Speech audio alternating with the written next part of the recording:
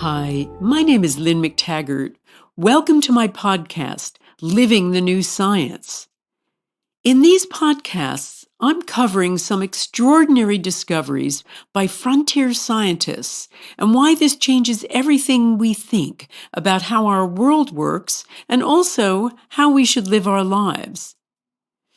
Today, I want to talk a bit about the kind of energy that our thoughts may have so we can understand a bit more how they might affect the world out there.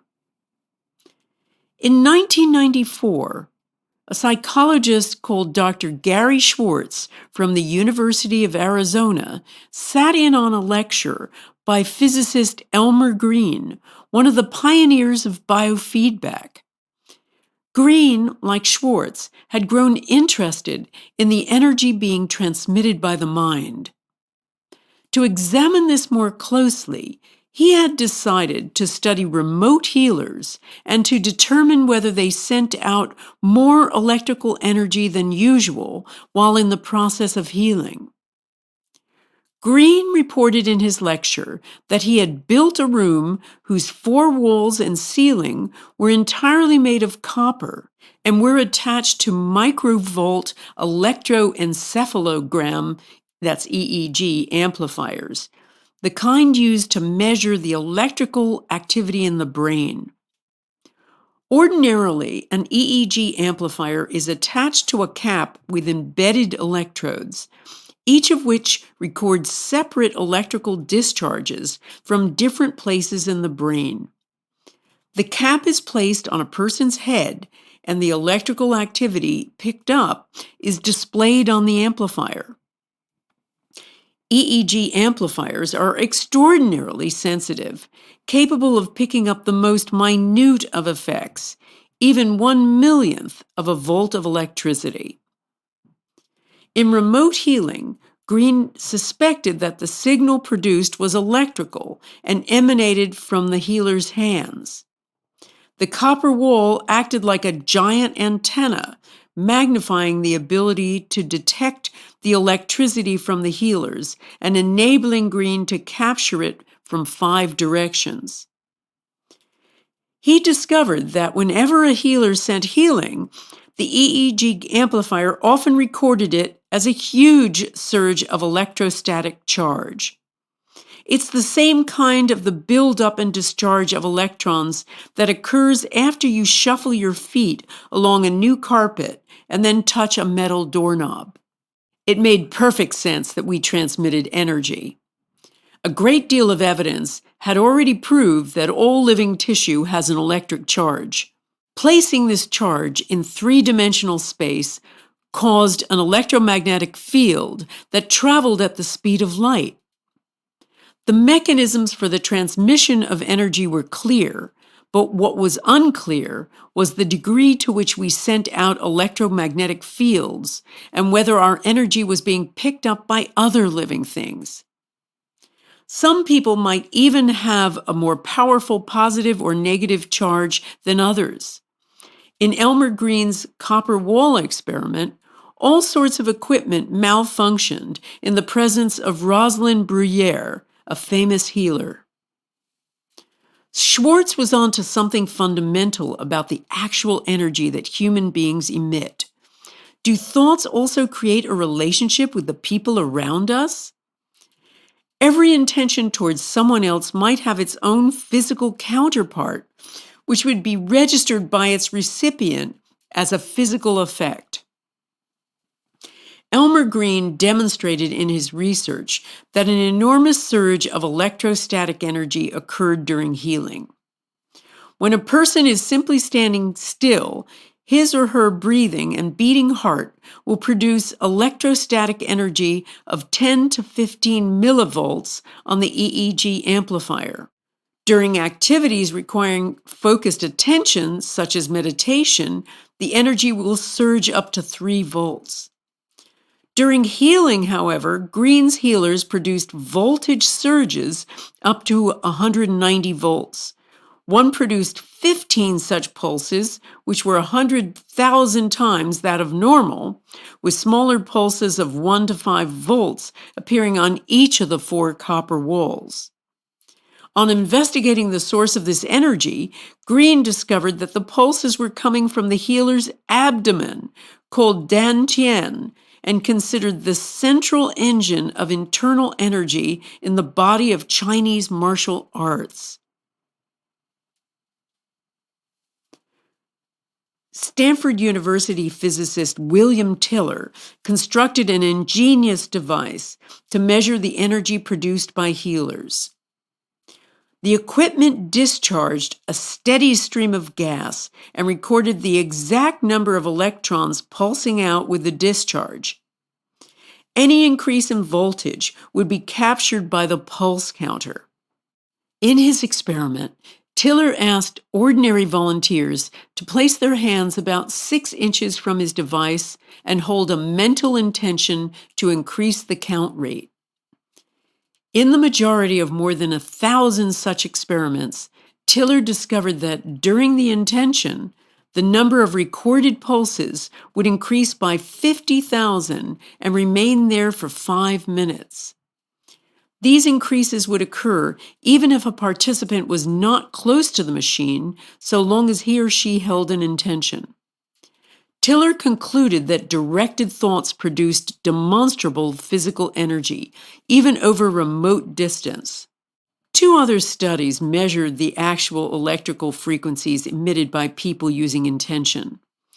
One study measured healing energy, and the other examined energy generated by a Chinese Qigong master during times that he was emitting external qi, the Chinese term for energy or the life force.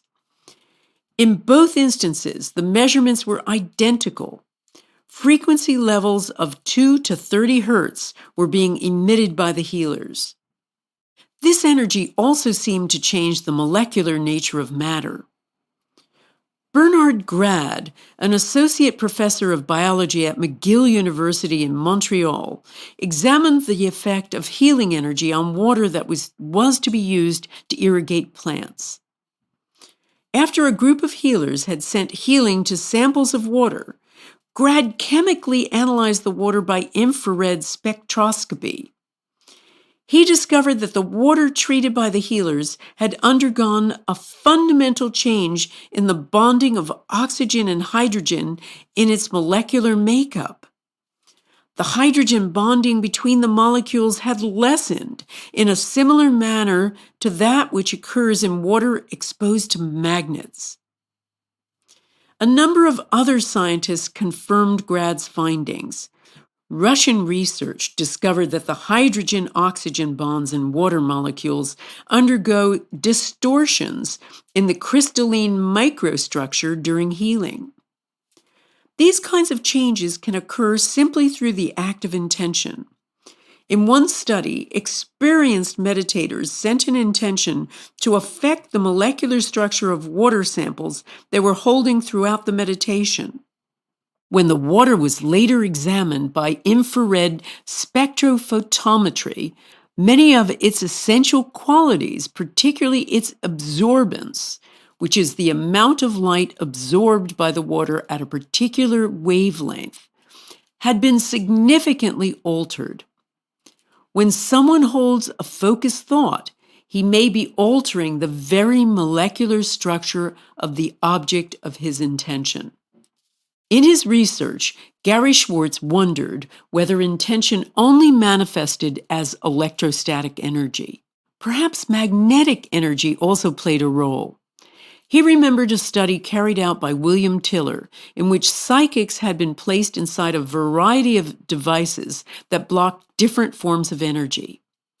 They had performed better than usual in a Faraday cage, which filters out only electrical energy, but they performed worse when placed in a magnetically shielded room.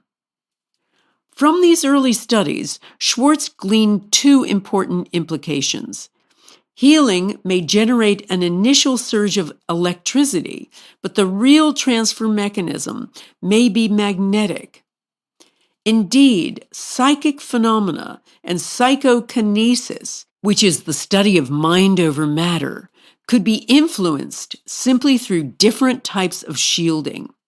Electrical signals might interfere, while magnetic signals enhance the process. To test this latest idea, Schwartz was approached by a colleague of his, Melinda Connor, a postdoctoral fellow with an interest in healing. The first hurdle was finding an accurate means of picking up magnetic signals. They chose a small, handheld, battery-operated 3-axis digital Gauss meter, originally designed to measure electromagnetic pollution by picking up extra-low-frequency magnetic fields.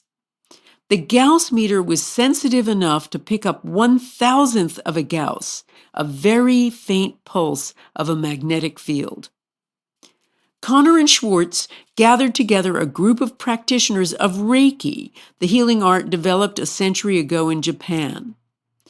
They took measurements near each hand of all the healers during alternating periods while they were running energy, and then during times when they were at rest, with their eyes closed.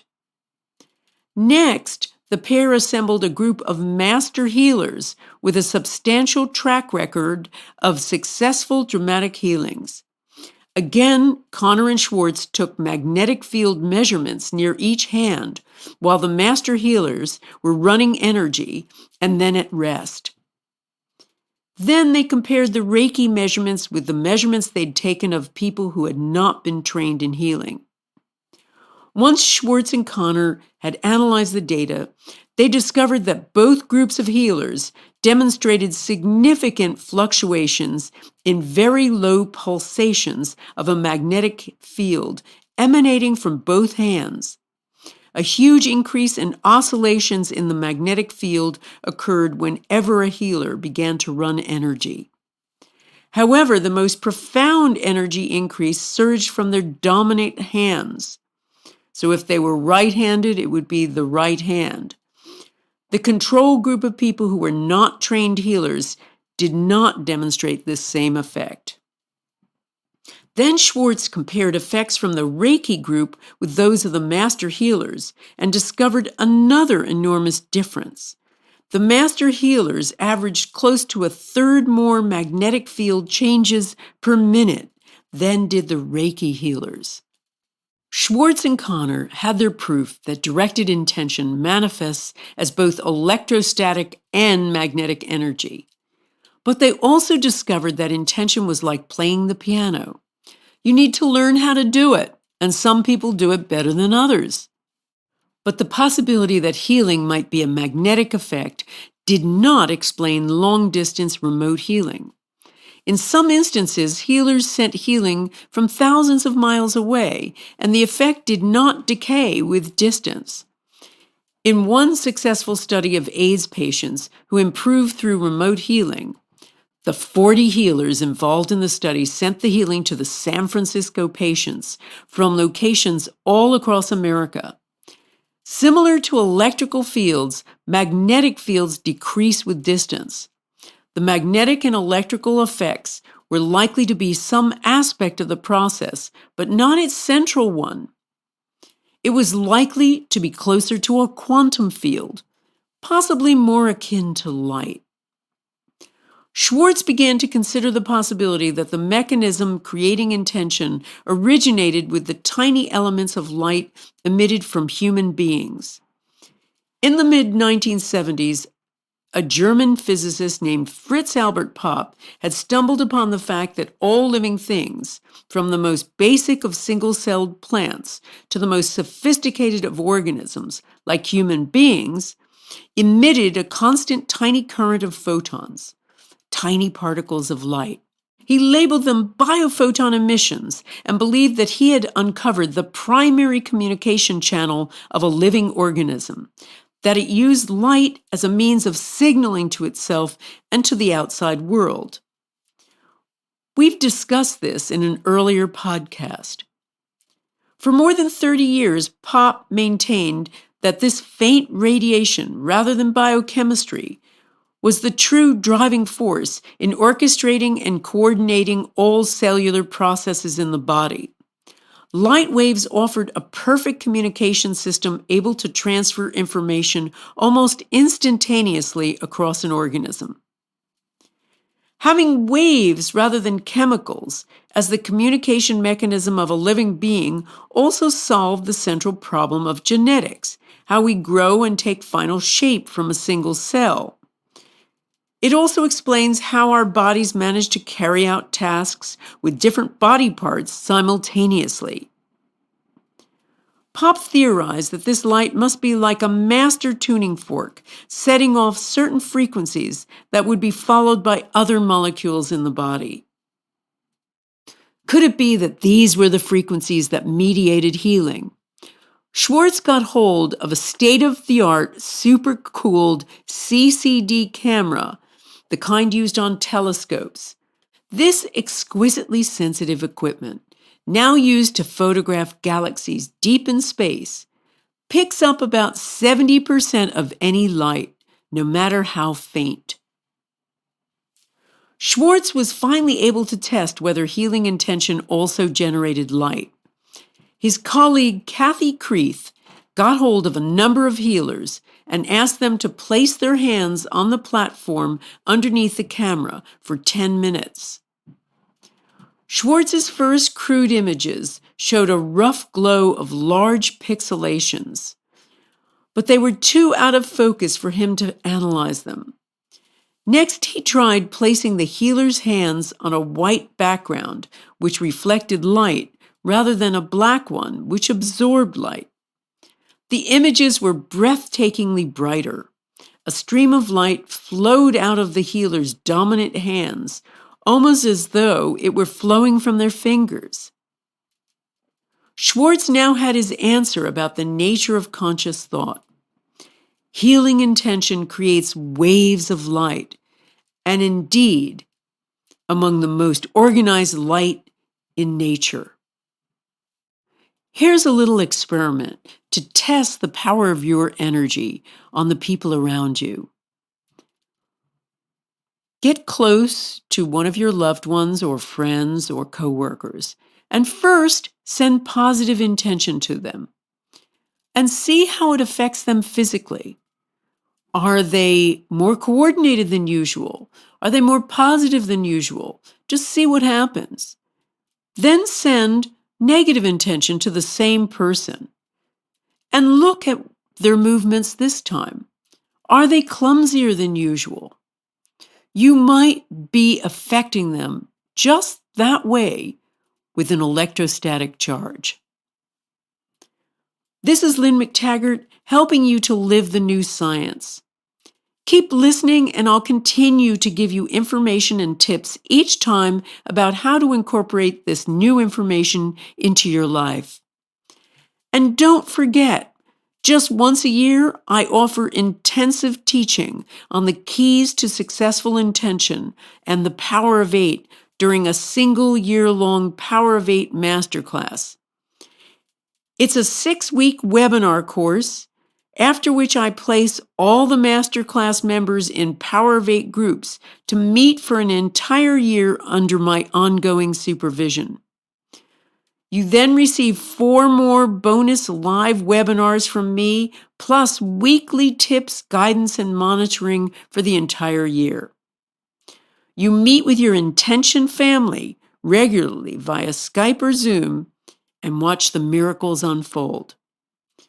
When we've monitored masterclass members who attend these sessions religiously, close to 100% get positive results.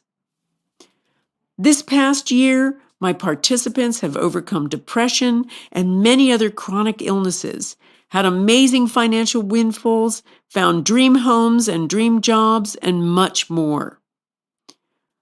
So the doors to the 2020 Power of 8 Intention Masterclass are now open, and it starts on February 1st. To find out more or book your place, go to lynnmctaggart.com and follow the Intention Masterclass link.